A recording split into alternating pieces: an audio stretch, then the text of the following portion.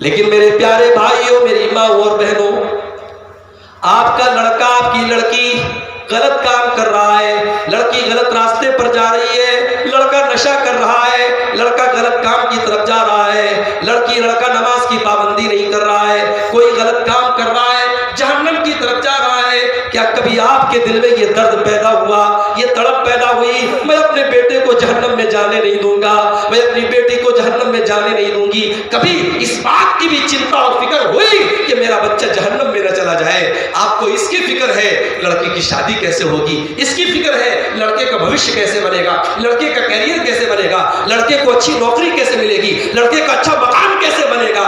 मकान दुनिया में काम आएगा, नौकरी 60 साल काम आएगी, शादी का ताल्लुक तो दुनिया की जिंदगी से है। मगर मेरे प्यारे भाइयों, 60 साल के बाद, 70 साल के बाद जब आपका लड़का या लड़की दुनिया से चला जाएगा, मरने के बाद की जिंदगी में क्या होगा? क्या कभी आपने उसकी भी चिंता की है? उसकी कोई चिंता नहीं। आदम अलैहिस्सलाम अपनी औलाद को देख करके रो रहे थे, मेरी औलाद जहन्नम में जाए। कहां है वो बाप जो अपनी औलाद को जहन्नम की तरफ जाता हुआ देख के रो दे? हमारे बाप आदम ने हमें सबक दिया, अपनी औलाद की फिक्र करो, अपनी औलाद की तरबियत की फिक्र करो। अल्लाह के नबी मस्जिद में बैठे हुए, आपका नवासा छोटा सा नन्ना सा मुन्ना सा 4 साल का हजरत हुसैन रजी अल्लाह तआला अन्हु मस्जिद में खेल रहे। वही मस्जिद में सदका की खजूरें आई हुई हैं जो किनारे रखी हुई हैं। हजरत हसन रजी अल्लाह तआला अन्हु नबी के बड़े नवासे, वो खेल रहे। खेलते खेलते खजूरों के पास पहुंचते और एक खजूर उठा करके अपने मुंह में डालने लगते हैं। नबी अकरम की नजर पड़ी, मेरा नवासा सदका की खजूर खाने जा रहा है। कहा रुक जाओ। उस 4 साल के बच्चे से अल्लाह के नबी कहते हैं, कखिन कखिन, ऐ बच्चे तू इस खजूर को अपने मुंह से निकाल दे। इन्ना ला नाकुलु सदका, तू मेरा नवासा है, तू मोहम्मद रसूलुल्लाह का नवासा है और मोहम्मद की आल और औलाद सदका नहीं खा सकती, हमारे लिए सदका जायज नहीं है। इस खजूर को तू अपने मुंह से निकाल दे। 4 साल के बच्चे को अल्लाह के नबी इतना सिखा रहे, सदका नहीं खा सकते। 4 साल का बच्चा कितना बड़ा होता है? अल्लाह के नबी ने सबक दिया कि 4 साल के बच्चे को बचपन से सिखाओ कि हलाल क्या है, हराम क्या है।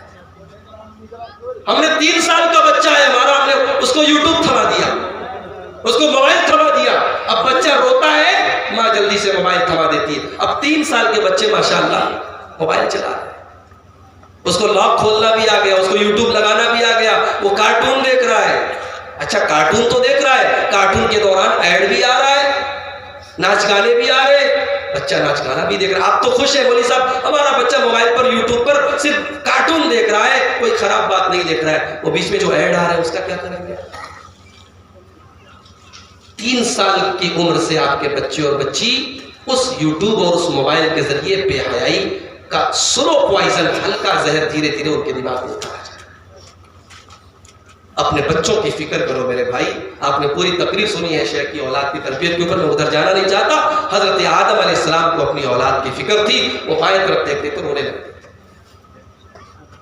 और आगे बढ़े, दूसरे आसमान पर पहुंचे, वहां पर भी इजाजत लेनी पड़ी। जब इजाजत मिल गई, दरवाजा खोला गया, अल्लाह के नबी अंदर दाखिल हुए। वहां हजरत यहया अलैहिस्सलाम से और हजरत ईसा अलैहिस्सलाम से मुलाकात हुई। दोनों को अल्लाह के नबी ने सलाम किया, दोनों ने सलाम का जवाब दिया और नबी को वेलकम कहा, खुशामदीद कहा। उलमा ने यह भी लिखा है कि पहले आसमान पे आदम अलैहिस्सलाम से क्यों मुलाकात हुई, दूसरे पर हजरत यहया और ईसा से क्यों मुलाकात? आदम अलैहिस्सलाम को जन्नत से निकाला गया और फिर एक दिन आप जन्नत में दाखिल हो गए, जन्नत से निकाले गए, फिर अल्लाह ने जन्नत में बुला लिया।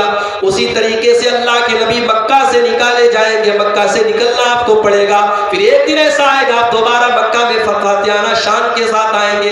इसलिए पहले आसमान पर आदम अलैहिस्सलाम से मुलाकात हुई, दूसरे आसमान पे हजरत यहया और हजरत ईसा अलैहिस्सलाम से मुलाकात हुई, क्योंकि इन दोनों से यहूदियों की बड़ी दुश्मनी थी।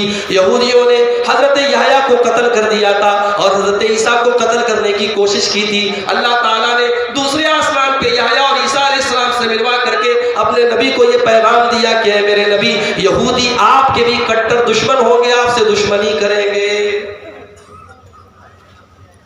तीसरे आसमान पर पहुंचे, हजरत यूसुफ अलैहिस्सलाम से आपकी मुलाकात हुई। अल्लाह ने यूसुफ अलैहिस्सलाम से मुलाकात करवा के अपने नबी को यह पैगाम दिया कि यूसुफ को उनके भाइयों ने जा करके कुएं में डाल दिया था, और एक दिन ऐसा आया था यूसुफ के वही भाई उनके सामने शर्मिंदा खड़े थे और यूसुफ ने उनको माफ कर दिया था। ऐ मेरे नबी, आपके कबीले के लोग भी आपको मक्का से निकलने पर मजबूर कर देंगे। फिर 8 साल के बाद जब फतेह मक्का का दिन आएगा, आप उन्हीं के सामने खड़े होंगे और वो आपसे माफी मांगेंगे और आप उनको माफ कर देंगे। यूसुफ अलैहिस्सलाम के साथ इस तरीके से आपकी मुलाकात के जरिए ये पैगाम मिला। चौथे आसमान पे हजरत इदरीस से मुलाकात।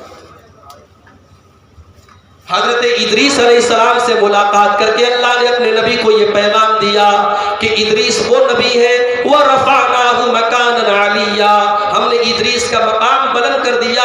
ऐ नबी, जैसे इदरीस का मकाम बुलंद किया गया है, आपका मकाम भी बुलंद किया जाएगा।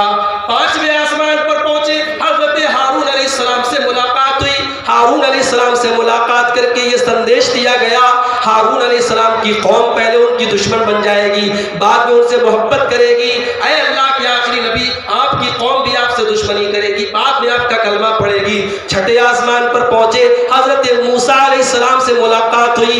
नबी को ये पैगाम दिया गया, मूसा अलैहिस्सलाम को बनी इसराइल ने बहुत सताया था, बहुत तकलीफें दी थी। ऐ मुहम्मदुर रसूलुल्लाह, आपकी कौम भी आपको बड़ी तकलीफें देगी, बहुत सताएगी। 7वें आसमान पर पहुंचे, हजरत इब्राहिम अलैहिस्सलाम से, और इब्राहिम अलैहिस्सलाम बैतुल मामूर की टेक लगा करके बैठे थे। बैतुल मामूर क्या है? ये अल्लाह का एक घर है जो 7वें आसमान पे। दुनिया में अल्लाह का घर खाने काबा है, और 7वें आसमान पर अल्लाह का एक घर है जिसका नाम बैतुल मामूर है। उसी बैतुल मामूर की टेक लगा करके इब्राहिम अलैहिस्सलाम बैठे थे, और अल्लाह के नबी फरमाते हैं कि बैतुल मामूर अल्लाह का वो घर है जिसमें रोजाना 70,000 फरिश्ते दाखिल होते हैं और फिर वो दोबारा कभी नहीं जाते, यानी रोजाना नए 70,000 उस घर का तवाफ करते हैं। इससे ये भी पता चला फरिश्तों की तादाद इतनी है, हमारा कैलकुलेटर काम नहीं करेगा, हम शुमार नहीं कर सकते, हम गिन नहीं सकते। रोजाना उस घर का 70,000 फरिश्ते तवाफ करते उसके अंदर दाखिल होते हैं, और फिर दोबारा कभी उनको जाने का उसमें मौका नहीं। उसके बाद अल्लाह के नबी जब मूसा अलैहिस्सलाम के पास से गुजरे थे तो मूसा अलैहिस्सलाम रोने लगे। पूछा गया है, मूसा अलैहिस्सलाम आप रो क्यों रहे? कहा कि मैं रो इसलिए रहा हूं कि ये मेरे बाद नबी बना करके दुनिया में जाएंगे, लेकिन इनकी उम्मत के लोग मेरी उम्मत से ज्यादा जन्नत में जाएंगे। अल्लाह के नबी की उम्मत के लोग मेरी उम्मत से, मुहम्मद रसूलुल्लाह की उम्मत के लोग मेरी उम्मत से ज्यादा जन्नत में जाएंगे। इसका मतलब ये हुआ कि मूसा अलैहिस्सलाम को अपनी उम्मत की इतनी फिक्र थी, इतनी चिंता थी, उन्हें इस बात का सदमा था, उन्हें दुख था कि काश मेरी उम्मत के लोग बनी इसराइल भी अगर अच्छे काम करते, अल्लाह को राजी करते, तो उनको भी जैसे मोहम्मद रसूलुल्लाह की उम्मत के लोग जन्नत में जाएंगे, मेरी उम्मत के लोग भी उतनी बड़ी तादाद में जन्नत में जाते। फिर और आगे बढ़े, एक बहुत बड़ा बेरी का दरख्त आपने देखा जिसका नाम सिदरतुल मुंतहा। सिदरा के माने बेरी का दरख्त, और मुंतहा का मतलब जहां सारी चीजें जाके समाप्त हो जाए, एंड हो जाए, वहां उसके आगे कोई रास्ता नहीं है। मुंतहा, सिदरतुल मुंतहा। हजरत जिब्रील अलैहिस्सलाम ने कहा कि अब ये इसके आगे मुझे जाने की इजाजत नहीं। और वो सिदरतुल मुंतहा इतनी खूबसूरत वो जगह थी, अल्लाह के रसूल कहते हैं उसको लफ्जों में बयान नहीं किया जा सकता। उसके बाद मुझे और ऊंचाई पे लेके जाया गया। मैंने कलम के चलने की आवाज सुनी। अल्लाह तबारक व तआला अपने बंदों के दरमियान जो फैसला करने का हुक्म देता है, और फरिश्ते जो कलम से लिखते हैं, उस कलम की सरसराहट को मैंने सुना, उस कलम की आवाज को मैंने सुना। फिर जन्नत मुझे दिखाई गई, जहन्नम मुझे दिखाई गई। उसके बाद अल्लाह के नबी सल्लल्लाहु अलैहि वसल्लम फरमाते हैं कि उसी मेराज के सफर में मैंने ऐसे भी लोगों को देखा जो खून की नदी में, खून की नहर में तैर रहे हैं और उनके मुंह में पत्थर भरे जा रहे हैं, उनके मुंह में बड़े बड़े पत्थर डाले जा रहे हैं। मैंने पूछा, ऐ जिब्रील ये कौन लोग हैं? कहा गया है अल्लाह के नबी, ये आकिलुर रिबा, ये सूद खाने वाले लोग हैं, ये ब्याजखोर लोग हैं।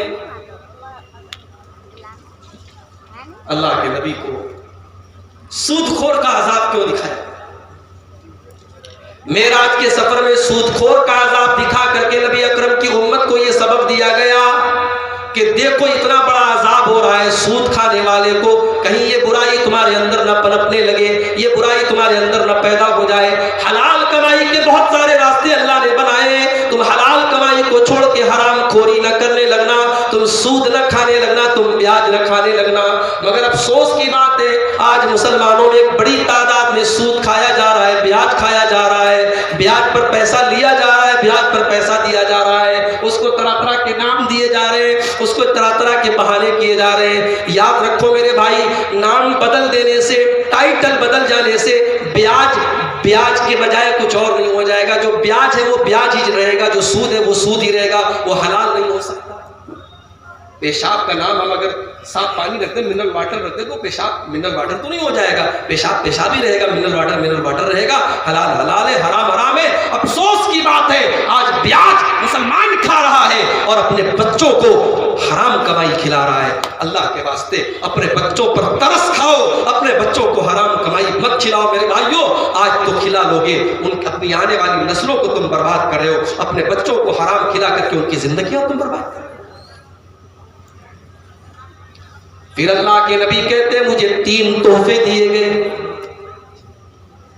मेराज की रात मुझे 3 तोहफे दिए गए। पहला तोहफा ये दिया गया कि सूरह बकरा की आखिरी आयतें मुझे दी गई। सूरह बकरा की आखिरी आयतें क्या? सूरह बकरा उठाओ, आखिरी आयत देख लो।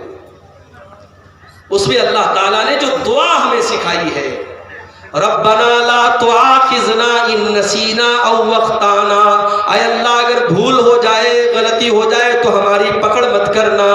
रब्बना वला तहमिल अलैना इसरन कमा हमलतहु अलल्लज़ीना मिन क़ब्लिना, ऐ अल्लाह हमारे ऊपर वो बोझ न डालना जो हमसे पहले की कौमों पे डाला गया था। रब्बना वला तुहम्मिलना मा ला ताक़त लना बिही, ऐ अल्लाह हमारे ऊपर कोई ऐसा बोझ न डालना जो हमें उठाने की ताकत न हो। वाफ़ु अन्ना, ऐ अल्लाह तू हमें माफ कर देना। वग़फ़िर लना, हमारी बख्शिश कर देना। वरहमना, हम पर रहम फरमाना। अंत मौलाना, तू हमारा मौला है। फंसुरना अलल क़ौमिल काफ़िरीन, तू काफिरों के ऊपर हमारी मदद फरमा। ये जो दुआ है मेरे भाइयों, ये बहुत बड़ा तोहफा है अल्लाह का। हमारी शरीयत में भूल चूक माफ है। हमारी शरीयत में कोई ऐसा हुक्म नहीं है जो हमारी औकात से, हमारी ताकत से ज्यादा हो। ये अल्लाह ने तोहफा दिया है मेरा। दूसरा तोहफा ये दिया गया कि ऐ अल्लाह के नबी, आपकी उम्मत के लोग अगर शिर्क नहीं करेंगे, लिमन लम युशरिक बिल्लाह, अगर वो शिर्क नहीं करेंगे, अल मुक़हमात, तो उनके बड़े बड़े गुनाहों को भी अल्लाह ताला माफ कर देगा। अल्लाह ताला बड़े बड़े गुनाहों की सजा दे करके भी माफ कर सकता है और बिना सजा दिए भी माफ कर सकता है। लेकिन शिर्क नहीं करेगी आपकी उम्मत तो वो जरूर उसकी माफी की जाएगी, अल्लाह जरूर उसकी माफी करेगा, उसकी बख्शिश करेगा। ये तोहफा भी मेराज कराते हैं। और तीसरा तोहफा ये दिया गया, 50 टाइम की नमाज आपके ऊपर फर्ज। जब अल्लाह के नबी मेराज के सफर से वापस आने लगे और रास्ते में हजरत ईसा अलैहिस्सलाम से आपकी मुलाकात हुई, मूसा अलैहिस्सलाम से, मूसा अलैहिस्सलाम ने पहला सवाल यही किया कि ऐ मोहम्मद, आपके रब ने आपको हुक्म क्या दिया? कहा कि 50 टाइम की नमाजों का हुक्म मुझे मिला। कहा अरे ये क्या कर रहे हैं आप? आपकी उम्मत नहीं पढ़ पाएगी 50 टाइम की नमाज। मैंने बहुत आजमाया है, बनी इसराइल को बहुत तजर्बा किया है, लोग 50 टाइम की नमाज नहीं पढ़ पाएंगे। आप जाइए अपने रब के पास और कहिए इसमें कमी की जाए। अल्लाह, हमारा नबी हमारे लिए अल्लाह के पास कमी कराने के लिए, भाई हमारे नबी को अगर खुद पढ़ना है तो 50 में मेरे नबी को तो कोई फर्क नहीं पड़ता। मेरे नबी तो रातों को इतनी लंबे क़याम करते थे कि मेरे नबी के पैर सूज जाते थे, वरम आ जाते थे। मेरे नबी को अपने साथ मसला नहीं था, मसला हमारे और आपके साथ था। हमारी और आपकी खैर खाही और भलाई में हमारे नबी गए और अल्लाह से उसने कमी करने की गुजारिश, 50 से 40 की गई। फिर वापस आए, मूसा अलैहिस्सलाम ने कहा ये भी ज्यादा है, नहीं पढ़ पाएगी, 40 में भी कमी कराई। 40 से 30 की गई, 30 से 20 की गई, 20 से 10 की गई, 10 से 5 की गई। 5 वक्त की नमाजें भी जब अल्लाह के नबी लेकर के आए, मूसा अलैहिस्सलाम कहने लगे मैंने बनी इस्राइल को आजमाया है, आपकी उम्मत 5 टाइम की नमाज भी नहीं पढ़ पाएगी, आप कम करवाइए। नबी अकरम ने फरमाया नहीं, अब मुझे शर्म आ रही है, अब इससे कम मैं नहीं करवाऊंगा। नबी अकरम ने कहा इससे कम मैं नहीं करवाऊंगा। उधर अल्लाह की तरफ से आवाज आई, अमदईतु फरीदती व खफ़फ़तु अन इबादी। ऐ नबी, हमने 5 टाइम की नमाज आपको दी है, लेकिन सवाब आपको पूरे 50 का मिलेगा। मैंने अपना हुक्म भी दे दिया और अपने बंदों के ऊपर आसानी भी कर दी। मगर मूसा अलैहिस्सलाम की बात तो सही निकली ना, 5 टाइम की भी कहां पढ़ पा रहे हैं लोग। जलसे में हजारों आते हैं, मस्जिद में 10-20 आते हैं। दुनिया के कामों में हम इतने मगन हैं कि हमें हय्या अला सलाह की कोई चिंता नहीं, कोई फिक्र नहीं। लॉकडाउन हो सकता है आपके गांव देहात में उसका असर उतना ना रहा हो। हमने तो बनारस में ईद की नमाज घर में पढ़ी, बकरीद की नमाज घर में पढ़ी, तरावी की नमाज घर में पढ़ी। 5 लोगों की इजाजत थी मस्जिद में, 5 लोग नमाज पढ़ते थे, बाकी लोग अजान की आवाज सुन रहे हैं लेकिन घर में नमाज पढ़ रहे। दिल में एक दर्द पैदा हुआ, अय अल्लाह ये दिन कब तक हम देखेंगे, तेरे घर के दरवाजे कब तक बंद रहेंगे अल्लाह। लॉकडाउन खत्म हो गया, मस्जिदें खुल गई, लेकिन हमारे दिलों की सख्ती में कोई कमी नहीं आई मेरे भाई। आज भी मस्जिदें तरस रही है नमाज से। हम इतने गए गुजरे हैं कि 24 घंटे में 5 बार अपने रब के आगे सर झुकाने की भी हमें फुर्सत नहीं है। और हम दावा करते हैं, बड़े बड़े दावे करते हैं हमें नबी से मोहब्बत है। झूठा है हमारा दावा। अगर नबी से मोहब्बत होती तो नमाज से भी मोहब्बत होती। नमाज वो इबादत है जो आसमान पर फर्ज हुई, रोजा जमीन पर, ज़कात जमीन पर, हज जमीन पर, सारी इबादतें जमीन पर फर्ज हुई। नमाज इकलौती इबादत है जो आसमान पर। रोजा जिब्रील लेकर के आए, ज़कात जिब्रील लेकर के आए, हज का हुक्म जिब्रील लेकर के आए, मगर रोजे का हुक्म अल्लाह ताला ने डायरेक्ट अपने नबी को दिया है। गोया नमाज के जरिए बंदा डायरेक्ट अपने रब से बात करता है, बंदा डायरेक्ट अपने रब से ताल्लुक जोड़ता है। और इसीलिए अल्लाह के नबी फरमाते हैं जब बंदा सजदे में जाता है, अक़रबु मा यकूनुल अब्दु मिन रब्बिही व हुवा साजिद, बंदा सजदे में अपने रब से सबसे ज्यादा करीब होता है। सजदे में जो दुआ की जाती है अल्लाह ताला जरूर कबूल करता है। तो नमाज की पाबंदी करो, बिजनेस करो, नौकरी करो, लेकिन नमाज भी साथ में पढ़ो। अल्लाह तुमको बिजनेस से नहीं रोकता है। रिजालुल्ला तुल्हीहिम तिजारतुन वला बैउन अन ज़िक्रिल्लाह, मेरे नेक बंदे वो हैं उनका कारोबार उनको नमाज से नहीं रोकता, उनकी तिजारत, उनकी नौकरी उनको नमाज से नहीं रोकती, वो नमाज की पाबंदी करते हैं। तो नबी को 5 टाइम की नमाज दी। एक और तोहफा दिया गया, और यही बात बयान करके मैं बात खत्म करूंगा इंशाअल्लाह। आय अल्लाह के नबी, आपकी उम्मत के लोग अगर किसी गुनाह के काम का, किसी गलत काम के करने का इरादा करेंगे और वो गुनाह का काम कर लेंगे तो उनको एक गुनाह उनका लिखा जाएगा अल्लाह ताला के यहाँ। लेकिन अगर गुनाह का काम करने का इरादा करके गुनाह नहीं करेंगे तो वो गुनाह नहीं लिखा जाएगा। और गुनाह का पक्का इरादा करके अगर कोई गुनाह नहीं करेगा अल्लाह के डर से, तो उसको अल्लाह ताला एक नेकी लिख देगा, क्योंकि बंदा गुनाह का पक्का इरादा करके अल्लाह के डर से उसने गुनाह नहीं किया, गुनाह को छोड़ दिया, तो अल्लाह ताला उसको भी एक नेकी लिख देगा। और अगर बंदा नेकी का इरादा कर ले सिर्फ पक्का इरादा कर ले और किसी मजबूरी की वजह से वो नेकी न कर पाए, तब भी उसको एक नेकी का सवाब दिया जाएगा, और नेकी कर लेगा तो 10 नेकियों का सवाब दिया जाएगा। इशा की नमाज आपने पढ़ी, मोबाइल पे आपने अलार्म सेट कर दिया, मुझे रात में 2 बजे उठना है, तहज्जुद पढ़ना है। दिन भर के थके हारे थे आप, नींद आ गई आपको, फजर में नींद खुली आपकी, अफसोस हुआ अल्लाह मैं तो मोबाइल पे अलार्म सेट करके सोया था, तैयारी करके सोया था, मेरी तो तहज्जुद चली गई, मेरी तो तहज्जुद मिस हो गई। अल्लाह ने अपने नबी के जरिए ये तोहफा दिया कि अगर आपने पक्का इरादा करके आप सोए और आपकी नींद नहीं खुल पाई, तब भी आपको एक बार तहज्जुद पढ़ने का सवाब। नेकी का पक्का इरादा तो करो।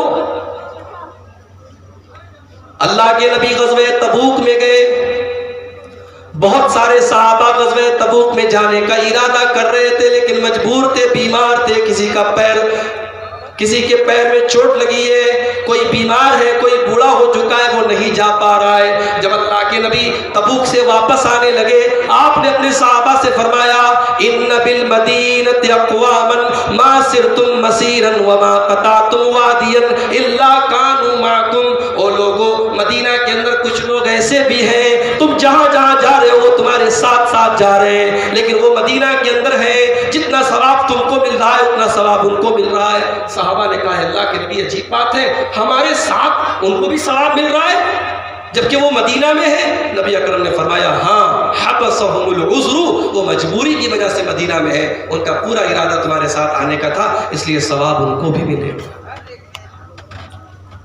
नेकी का इरादा, अल्लाह कितना, हमारा रब कितना गफूर रहीम है, कितना करीम है, कितना देने वाला है। हमारे जैसे बदनसीब है, हमारा रब दे रहा है, हम लेने को तैयार नहीं है। हमारा रब तो नेकी के इरादे पर भी नेकी का सवाब, वो दिल देखता है, वो चेहरे नहीं देखता। आज हमारी सारी मेहनत चेहरे पर हो गई। लड़कियां कहीं जाने वाली होती हैं, औरतें तो आधा घंटा मेकअप करती हैं, 10 तरीके की क्रीम लगाती है, फाउंडेशन लगाती है, पाउडर लगाती है, मस्कारा, चस्कारा, चटकारा, पता नहीं क्या क्या लगाती है। हमारे मर्द हजरात भी माशाल्लाह फेस वाश से मुंह धुलते हैं, और जो है पहले तो फेयर एंड लवली आती थी, फेयर एंड हैंडसम आ रही है, और कौन कौन सी हैंडसम और स्मार्ट बनाने वाली क्रीमें आ रही है। मेरे भाई, बिलाल तो कोई हैंडसम नहीं थे ना, काले थे बिलाल, मगर हजरत अबू बकर बिलाल को सैयदना कहते थे, मेरे आका, बिलाल को अपना आका कहते थे। बिलाल काले हैं, कलूटे हैं, शक्ल सूरत बहुत अच्छी नहीं है, लेकिन दिल बड़ा अच्छा है। मेरे भाइयों, उस दिल की जरूरत है आज, अल्लाह उस दिल को देखता है। आज हमारी मेहनत दिल पर नहीं हो रही, चेहरे पर। हम लोगों की हैसियत उसके चेहरे और कपड़े से देखते हैं। अल्लाह के नबी फरमाते, सही मुस्लिम की रिवायत है, कितने ऐसे अल्लाह के बंदे हैं, फटे हाल हैं, कपड़े परागंदा, बाल परागंदा, कपड़ों में धूल लगी है, किसी के दरवाजे पे जाए लोग धक्के देके निकाल दे, लेकिन अल्लाह की नजर में उनकी वैल्यू इतनी है, उनका मकाम इतना है। लौ अक़सम अलल्लाहि ला बर्रहु, अगर वो अल्लाह की कसम खा के कोई बात कह दे, अल्लाह उनकी बात को खाली नहीं जाने देता, अल्लाह उनकी बात को जरूर पूरा करता है। तो दिल को खूबसूरत बनाओ, दिल को बेहतर बनाओ, ईमान को मजबूत। मेराज के सफर से जब अल्लाह के नबी वापस आए, सुबह अपने सब लोगों को बात बताई कि मेरे साथ ऐसा ऐसा हुआ। अबू जहल खड़ा हुआ, कहा, अच्छा बैतुल मुक़द्दस गए हो, रात में गए, रात में वापस चले आए, हमें बेवकूफ समझाए। 1 महीना जाने में लगता है, 1 महीना आने में लगता है, तुम रात में गए वापस चले आए। अच्छा चलो बताओ, बैतुल मुक़द्दस में कितने खंबे हैं, बैतुल मुक़द्दस में कितनी खिड़कियां हैं, बैतुल मुक़द्दस में कितने रोशनदान हैं, बैतुल मुक़द्दस के पूरब साइड में क्या है, बैतुल मुक़द्दस के पश्चिम साइड में क्या है। अब जब उसने ऐसे सवालात, भाई मैं नीमा में 5 से 6 बार आ चुका हूं, लेकिन आया, तकरीर किया, चला गया। अब कोई मुझसे पूछे, बोली साहब आप नीमा में गए थे, आप मदरसे में भी गए होंगे, वहां दुबई इब्न काब में, मदरसे में बताइए कितने कमरे हैं, कितने खिड़कियां हैं, कितने दरवाजे। तो मैं कैसे बता पाऊंगा, मैं दरवाजे तो नहीं गिन रहा था, मैं खिड़कियां तो नहीं गिन रहा था। अब अल्लाह के नबी कहते, जब उसने अबू जहल ने ऐसे सवालात किए तो मुझे बड़ी तकलीफ हुई। मुझे लगा कि आज तो ये मुझे झूठा साबित कर देंगे अगर मैं इनके सवालों का जवाब नहीं दे पाया। तो अल्लाह ताला ने अपने नबी के सामने पूरा वीडियो ला के रख दिया बैतुल मुकद्दस। अल्लाह के नबी कहते मैंने अपनी आंखों के सामने बैतुल मुकद्दस देखा, और वो जिस एंगल से सवाल करते चले जाते थे अल्लाह उस एंगल को मेरे सामने रख देता था। वो पूछते थे बैतुल मुकद्दस के पूरब में क्या है, पूरब साइड का व्यू मेरे सामने आ जाता। वो पूछते पश्चिम साइड में क्या है, पश्चिम का व्यू मेरे सामने आ जाता। मा यसअलूनी, वो जो सवाल करते मैं जवाब देता चला। उसके बाद अबू जहल दौड़ा आया। अबू बकर, आज तो तुम्हारा दोस्त ऐसी बातें कर रहा है कि तुम भी सुन करके मजाक उड़ाओगे। कहा ऐसा क्या कह दिया मेरे नबी ने? कहा अबू जहल, तुम्हारे नबी का कहना है कि वो रात में बैतुल मुकद्दस भी गए, नमाज भी पढ़ाई नबियों को, और सातों आसमानों की सैर भी की और वापस चले आए। अरे अबू बकर, तुम्हारे पास अगर कुछ दिमाग है, कुछ अकल है तो बताओ, क्या तुम्हारे नबी की ये बात सही हो सकती है क्या? अबू बकर सिद्दीक ने जो जवाब दिया है, अल्लाह, कहा लइन क़ालहु फ़क़द सदक़, अगर मेरे नबी ने कहा है तो सही कहा है। अबू बकर अपनी नमाज से अबू बकर नहीं बने, अबू बकर अपने रोजे से अबू बकर नहीं बने, अबू बकर अपने ईमान से अबू बकर बने, अबू बकर अपने यकीन से अबू बकर बने। वो यकीन, वो ईमान दुनिया में किसी के पास नहीं जो अबू बकर के पास है। जानते हो मेरे नबी अबू बकर के ऊपर कितना भरोसा करते थे? एक दिन अल्लाह के रसूल ने फजर की नमाज पढ़ाई, सलाम फेरा, कहा है लोगों, पहले के जमाने में एक आदमी अपनी गाय के साथ जा रहा था, अचानक वो गाय की पीठ पर सवार हो गया। तो गाय बोली इन्ना लम नुखलक लिहाजा, हमें अल्लाह ताला ने सवारी करने के लिए नहीं पैदा किया है, इन्नमा खुलिकना लिल हर्थ, हमें खेती करने के लिए पैदा किया गया, हमारी पीठ से उतर, हम खेती करने के लिए पैदा किए गए, सवारी करने के लिए पैदा नहीं किए गए। तो सहाबा ने कहा सुभान अल्लाह, अबकरतुन तकल्लम, अल्लाह के नबी गाय बोल रही थी। सहाबा ने पूछा अल्लाह के नबी गाय बात कर रही थी, गाय बोल रही थी? नबी ने कहा हाँ गाय बोल रही थी, और मैं इस पर ईमान रखता हूँ, और अबू बकर इस पर ईमान रखता है, और उमर इस पर ईमान रखता है। सहाबा कहते उस मजलिस में अबू बकर थे नहीं, उमर थे नहीं, मगर अल्लाह के नबी को इतना यकीन था कि मैंने अगर बात कह दी तो मेरा अबू बकर तो बगैर देखे मान लेगा, उमर तो बगैर देखे मान लेगा। तो अबू बकर सिद्दीक ने कहा अबू जहल, मेरा नबी कहता है आसमान से जिब्रील